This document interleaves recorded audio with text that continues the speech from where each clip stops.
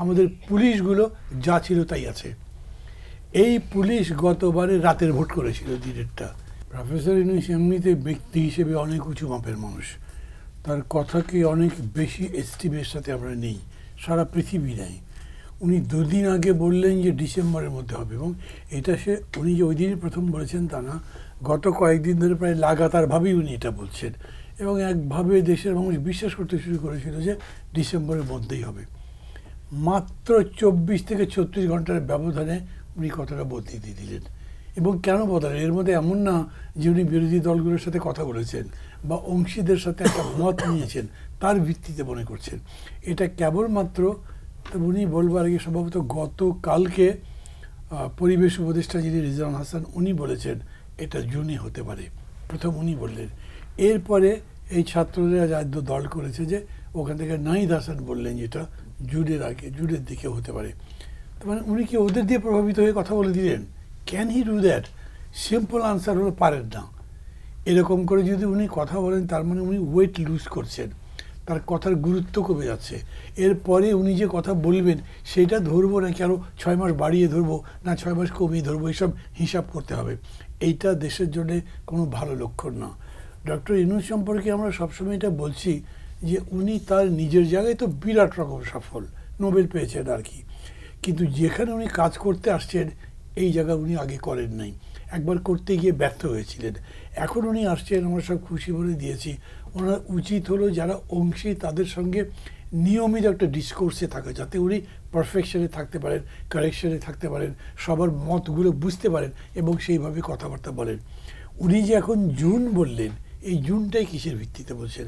এবং আর একটা জিনিস আমি লক্ষ্য করলাম যেটা আপনি উল্লেখ করেন নাই কিন্তু নিউজ আসছে, উনি বলছেন যে জুলাই চার্টারের একটা অংশ ওনারা করবেন আর বাকি অংশটা পরবর্তী নির্বাচিত সরকার করবেন। What is a July charter? কিছু হয়নি তো এখনও। এটা নিয়ে কথাবার্তা হচ্ছে কিন্তু জুলাই চার্টার করা হয়নি।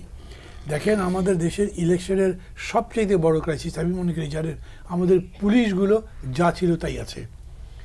এই পুলিশ গতবারে রাতের ভোট করেছিল দিনেরটা। এই পুলিশ ওই রকমই থাকা অবস্থায় আপনারা একটা ভোট করবেন এবং সেই ভোটটা জনগণ কর্তৃক গ্রহণযোগ্য হবে, সেটা একটা কোয়ালিটি ভোট হবে যার উপর দাঁড়িয়ে আমরা পরবর্তী গণতন্ত্রের সৌধ নির্মাণে কাজ করতে পারবো। এইটা বিশ্বাস করবার মতো কোনো পরিবেশ হয়নি। সংস্কার আমরা যে এত করছি না, আমরা নিজেরা খুব ভালো বুঝছি তা আমি মনে করি না। ডক্টর ইউনূস দায়িত্ব নেবার 1 মাস পরে বলেছিলেন এই 1 মাস আমরা যে সংস্কার করলাম ইত্যাদি ইত্যাদি। 1 মাস উনি কোনো সংস্কার করেননি তখন। এমনিতেই ধরেন আইজি পালিয়ে গেছে, ওখানে একটা আইজি দিলেন, এটা কোনো সংস্কার না পুলিশের। সংস্কার মানে এটা একটা সামথিং কোয়ালিটেটিভ হতে হবে, ওটা কোনো কোয়ালিটির ব্যাপার ছিল না। এখন উনি বললেন আমরা তো সংস্কার শুরুই করিনি। What you are going to believe? মানে এইরকম একটা এত বড় মাপের মানুষ, তার কথার মধ্যে কিন্তু কোনো, আমি মনে করি যে কোনো ইয়ে থাকছে না, ব্যালেন্স থাকছে না, এবং কথার মধ্যে এক ধরনের কনফিউশন আছে, বলছে যে উনি নিজেই এটা বুঝতে বোধহয় ভুল করছেন। সো আমি বলবো নাহিদ হাসান বলেছেন যে এই বছরের মধ্যে বা ডিসেম্বরের মধ্যে ভোট হওয়া সম্ভব না, এটা তার অনুভূতি হতে পারে, উনি বলতে পারেন। রাজনৈতিক দলগুলো তাদের নিজস্ব কর্মসূচি বক্তব্য তো দিতেই পারে। আমি আবার আর একটা দলের লোক আমি পছন্দ করছি, আমি বিরোধিতা করব, উনি কোনো দল করেন না, উনি বলতে পারেন না, এটা এরকম না, এটাই ডিসকোর্স। এইভাবেই জিনিসটা গণতন্ত্রে এগোবে। নাহিদ হাসানের কথা ওইভাবে ধরা আমি মনে করছি না, কিন্তু এটা ধরছি 3 দিন আগে আপনি দায়িত্বে ছিলেন এবং সেইখানে আপনি এরকম কোনো কথা বলেন নাই যে ভোট হবার মতো পরিবেশ হয়নি। জাস্ট ওটা ছেড়ে দিয়ে পার্টি করলেন না, আপনার এত বড় নতুন উপলব্ধি হয়ে গেল, এটা কীরকম করে হয়?